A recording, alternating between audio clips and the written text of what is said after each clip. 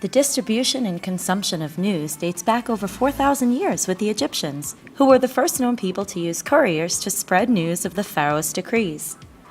Fast forward to the 20th century, and the evolution of news radically transformed from ancient Roman tablets hanging in the village center to what became the American mainstream printed newspaper. Today, however, poring over a printed page is just one method in what has become a 24-hour-a-day news cycle that can be accessed by means that are beyond the wildest fantasies of the former generations. These new innovations are rapidly becoming the new norm, which begs the question, how do you get your news? We stood outside of the Joe Crowley Student Union at the University of Nevada at Reno and asked anybody passing by who was willing to talk to us how they get their news. I get my news from my phone. I get my news by people, books, TV. Not very much though. I get my news by watching the TV, by watching the news on TV.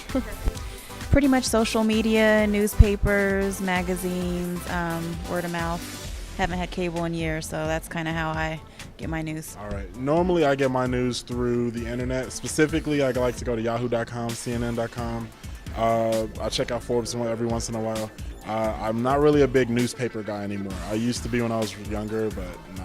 These days, it's a lot smoother of a transition to just get it through the internet. Plus, it's free.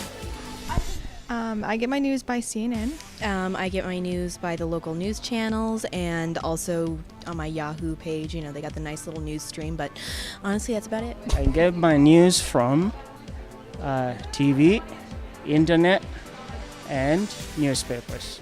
Okay, I get my news from NPR, and that's about it.